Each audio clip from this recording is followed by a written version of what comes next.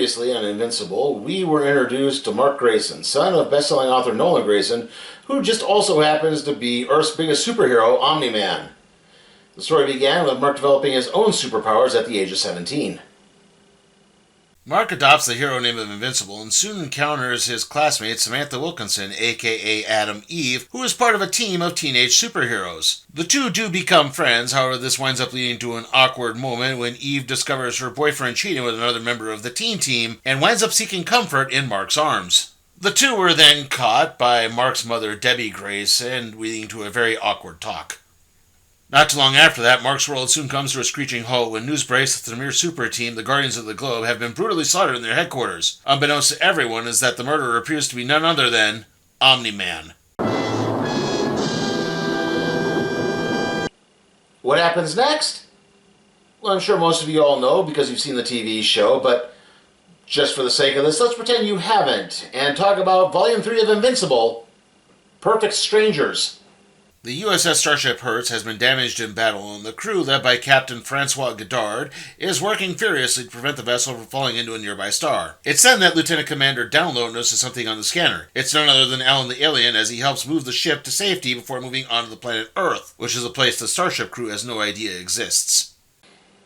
Alan is representative of the Coalition of Planets, sent to scout and review planetary defenses so that planet could maybe join the Coalition at some point.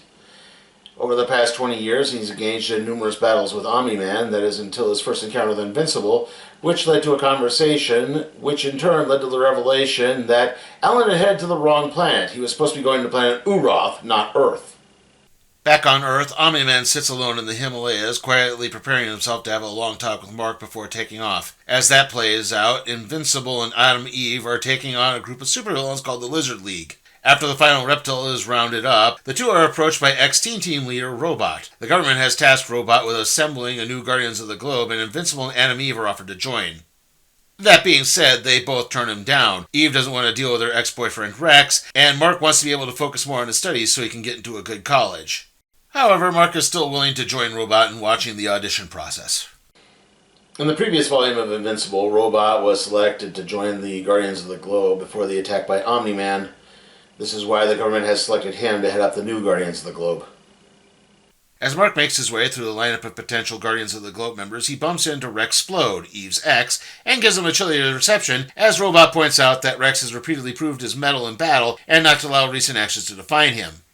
However, Rex's chances aren't really helped when he is immediately talking down to a little girl next to him in line. That is until said little girl winds up turning into a giant monster and attacking him.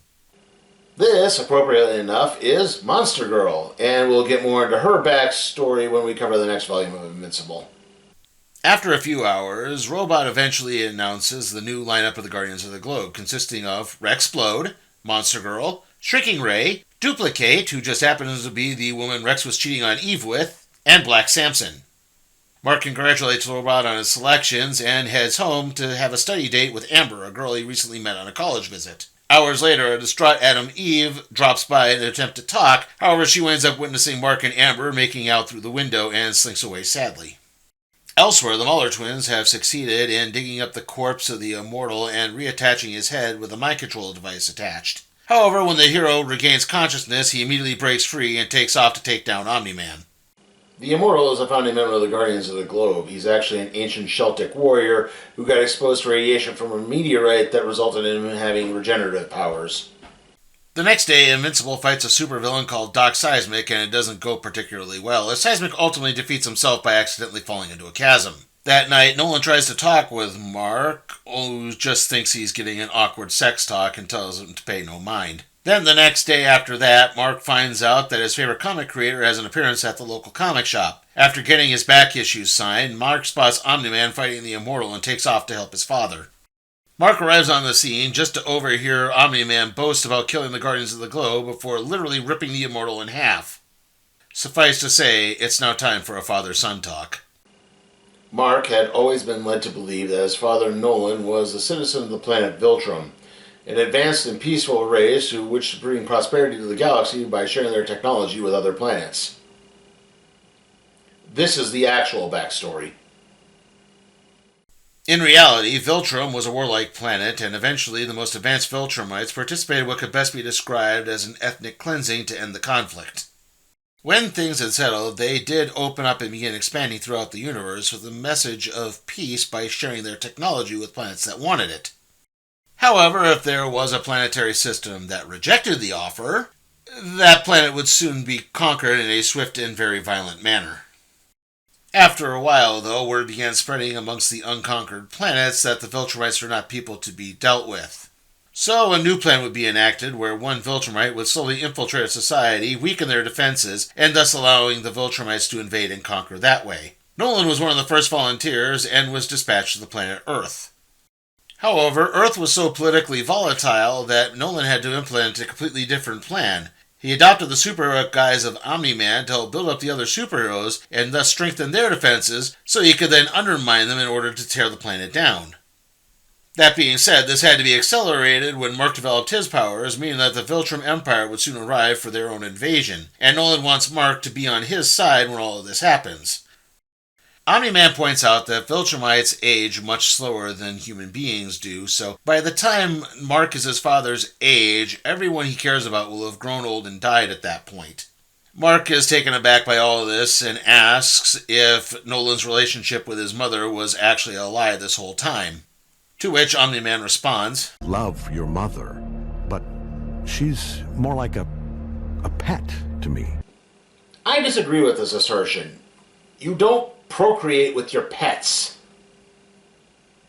Mark is in complete denial and refuses to allow Nolan to continue. With no other choice, Nolan decks Mark, immediately drawing blood, and the two begin fighting throughout several cities, causing untold amounts of damages and casualties. They wind up tumbling into a subway where Invincible points out that the millions of lives Omni-Man saved couldn't possibly have been a lie. Nolan Grayson cares about the Earth and his people. Yeah, he may have been sent to conquer, but he's changed now. Omni-Man only has one response. "It is too late for me, son." That being said, when the subway starts collapsing, Omni-Man pulls Invincible to safety. However, the fight soon resumes as Mark still refuses to join his father. Eventually, the two wind up fighting amongst the Alps, and Omni-Man is just too strong as he batters Invincible into a bloody pulp while pointing out that he'll outlive everyone he ever cares about. That's the curse of the Time Lords. Just as his father is about to deliver a killing blow, Mark points out that even if everyone else on Earth still died, the two still would have had each other. After all, Mark still loves his father no matter what. Seemingly realizing everything he's done, Omni-Man takes off into space, tears streaming from his eyes. I know that summary was maybe a little short, but really this issue was just a giant 22-page fight. A fight that was televised and wound up being witnessed by Adam Eve, Debbie Grayson, and Mark's friend William. Hours later, Cecil Stedman, Omni-Man's government liaison, finds Mark's body and gets him to a local medical facility. Weeks go by and Mark still has yet to return to school, with Eve eventually stopping by the house where she meets William and realizes that he knows Mark's identity as Invincible. William deduced Invincible's identity back in Volume 2 when the superhero appeared while Mark and William were making a college visit. And this is funny given that Invincible is kind of one of the only superheroes in his universe to wear a mask. I mean, Adam Eve got recognized in her civilian identity back in Volume 1, and one of the odder opinions is that Omni-Man and Nolan Grayson never got recognized for each other. I mean, Nolan doesn't even try to do the Clark Kent glasses thing, and yet Mark got recognized right away, so who knows what's going on here. Eve then moves on to visit with the Guardians of the Globe to see if Robot is aware of anything about Mark's whereabouts. However, all he can really turn up is that Invincible is currently recuperating, as the government feels that the new Guardians of the Globe aren't exactly pulling their weight. Later, William and Eve meet up again and like to go out and talk things over. When Mark eventually wakes up, Cecil informs him on everything that has happened. He explains that the government is aware of what happened with Omni-Man, as he had been fitted with a two-way communicator, and that the whole conversation was recorded because, well, it's the government. Also, Cecil admits that he played the whole recording, including the line about Nolan considering her a pet, to Debbie Grayson. In reality, it's probably far better off that she knew right away, and he knew that Mark would never try to explain that to her and just cover it up in order to spare her feelings.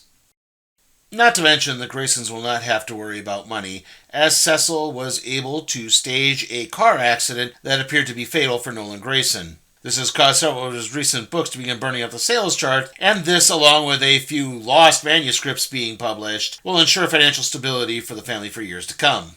Of course, there's a catch, as Cecil now wants Invincible to take his father's place as the government-sponsored superhero, and in order to cover up for Mark's studies, he will be receiving a full-ride scholarship to Upstate University to compensate for all of this.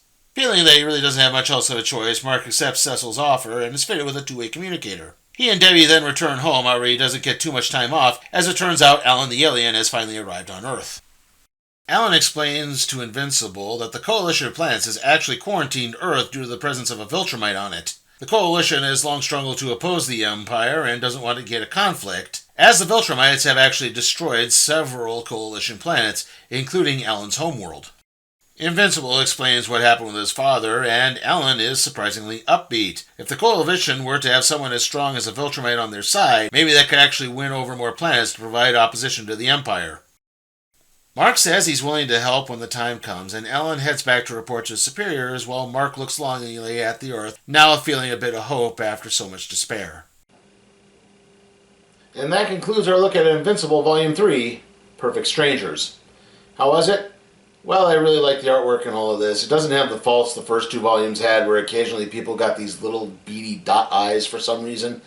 Other than that, though, like I said, it's got some great action in this. The action sequences are really fluid. They move nicely. It's got great pacing. This is 5 issues that you can easily read in the span of a day. It's not that hard.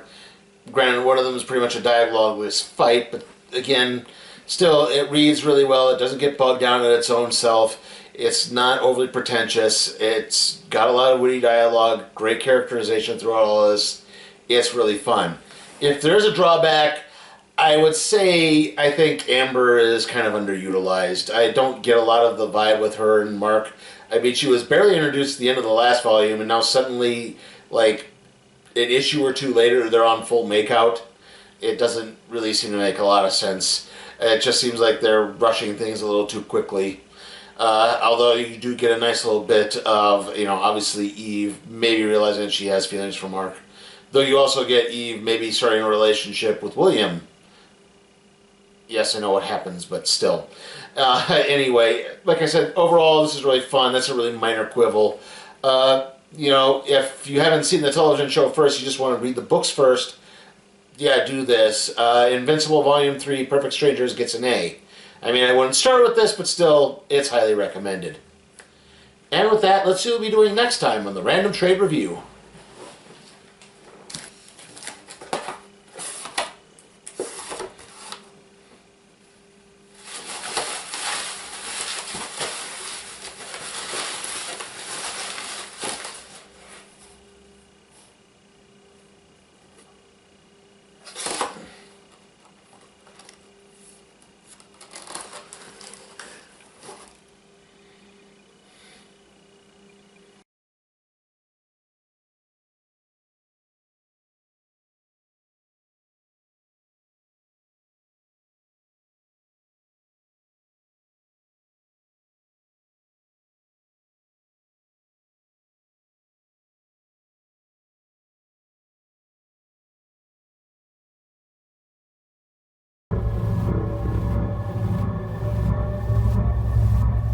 Hey guys, remember you can support my work at patreon.com/CP Time for Cat Productions, where you can even request a trade to be put in the randomizer, aka the cardboard box. Also, remember to like, comment, share, subscribe, and ring that notification bell so that you can be notified for further videos.